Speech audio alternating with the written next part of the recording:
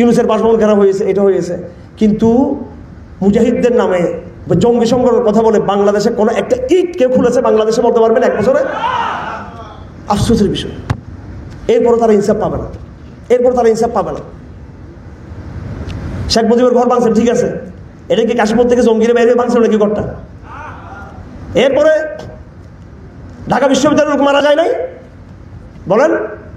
ঢাকা বিশ্ববিদ্যালয়ে হত্যা করা হয় না মানুষ? কারা করেছে হত্যা? এরাই তো করেছে, যারা জুলাই বিপ্লবী ছিল তারাই তো। আর মানুষ মরে নাই, সেনাবাহিনীর লোকজন মারা যায়, আর পাহাড়ে মারা যায় নাই। কোথায় পেলেন আপনি জঙ্গি ফুবিয়া, জঙ্গি এই জুজুগুলো? এগুলো বন্ধ করতে হবে। বরং আমরা মনে করি আগামী দিনে যদি কোথাও কোনো কিছু ঘটে, বাংলাদেশে কোনো শান্তিপূর্ণ একে যদি কেউ ব্যাঘাত করতে চায়, আমরা মনে করবো নিঃসন্দেহে এখানে দেশি বিদেশি কোনো চক্রান্ত এখানে আছে। এখানে আমাদের জানা আছে আলহামদুলিল্লাহ কোথায় দাওয়াতের কাজ করতে হবে। এটা দাওয়াতের ফিল্ড, এটা দাওয়াতের ফিল্ড। ম্যাচুরিটি প্রজ্ঞা জ্ঞান দরকার আমাদের সংস্থাগুলোর, আমাদের রেজিমগুলোর। এখনও সে হাজিরার চরিত্র হয়ে গেছে অনেকের মধ্যে। এই চরিত্রকে আমরা বরদাস্ত করবো না। এটা বিষয়টাকে মানবিকভাবে ভাবতে হবে। আমরা যেহেতু মামলা নিয়ে কাজ করি, হাসিনার আমলের মিথ্যা মামলা, এখন সরকার কি বলে জানেন? গোয়েন্দা সংস্থা বলে আমরা কি করবো, এটা আইনি প্রক্রিয়া। আরে কি আইনি প্রক্রিয়া? এখন 160 দিলে এটা মানতে হবে? আমার পিটাইয়া বলছে মোদির বিরুদ্ধে আন্দোলন করছে জোনায়েদ বাবুনগরী। উনি 1 নম্বর আসামি, উনি ক্রিমিনাল।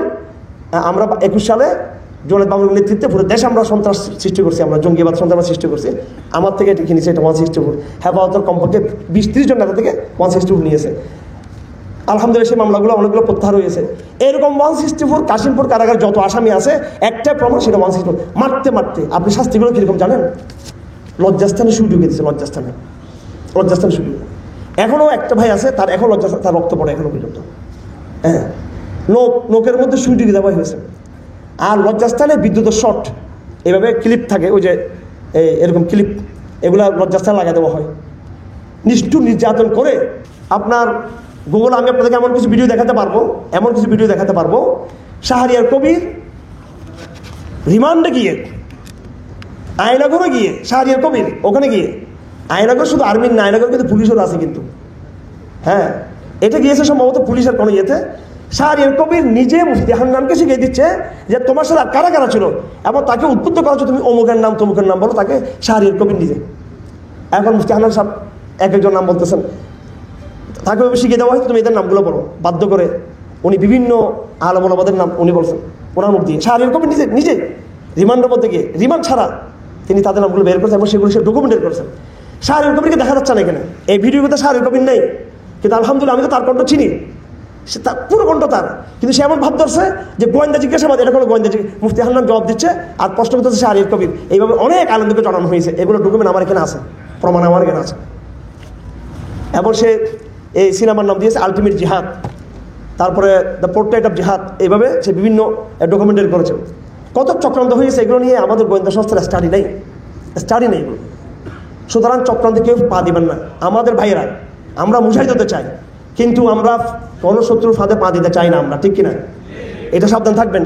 আমি তরুণদেরকে বলবো, আপনারা জসিমুদ্দুর রহমান সাহেবের কথা শুনেন, আলম ওলামাদের কথা শুনেন, আমির আহমদের কথা শুনেন, হ্যাঁ, মৌলানা মির্জা সাহেব আছে ওনাদের কথা শুনেন। আপনারা আবেগপ্রবণ হবেন না তরুণরা। এটা যেমন বলি আপনাদেরকে, রাষ্ট্রকে বলবো আপনারা জঙ্গি ফুবিয়া ভুগবেন না।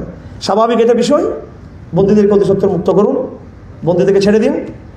এবং আপনাদেরকে আরেকটা আহ্বান থাকবে, আপনারা বন্দীদের এই মুক্তি সংগ্রামের বিষয়ে আপনারা সর্বাত্মক আপনাদের অর্থনৈতিক যতটুকু সাপোর্ট আপনাদের আছে, এটা আপনারা দিয়ে সহযোগিতা করবেন। এখানে মামলার বিষয়টা ছাড়াও আরও বড় বিষয় ছিল হচ্ছে পুনর্বাসন। একজন বন্দী যখন বাইরে হয়ে থাকে, তার চিকিৎসার পিছনে লক্ষ লক্ষ টাকা খরচ পড়ে তার। বিভিন্ন আমার যে ছাত্র আছে, আমি তার নাম নিচ্ছি না, তাকে র্যাবে মেরে কোমরটা ভেঙে দিয়েছে, তাকে চীন পাঠাতে হবে, 15-20 লক্ষ টাকা তার শুধু তার ট্রিটমেন্টে লাগবে। এটা আমরা ঘুরতেও জোর করবো। আমাদের কিছু বোনেরা কারাগারে ছিল, আহত, নির্যাতিত, নিপীড়িত হয়েছে, তারা ব্যাপকভাবে বের হয়ে তারা এখন অসুস্থ হয়ে পড়ছে, মৃত্যুসজ্জা লড়তেছে, তাদেরকে দিতে হবে। আমাদের অনেক ভাইদের বাড়ি হারিয়ে ফেলছে, বাড়ি নেই, তাদেরকে বাড়ি নির্মাণ করে দিতে হবে। বিশাল একটা ব্যয়যোগ্য। আপনার মজলুমদের কষ্ট আপনারা এগিয়ে আসবেন। আল্লাহ পাক সুবহানাহু ওয়া তাআলা আমাদের আপনাদের সকলকে তৌফিক দান করুন, যেন মানবিক কাজ আমরা করতে পারি। সবাইকে ধন্যবাদ।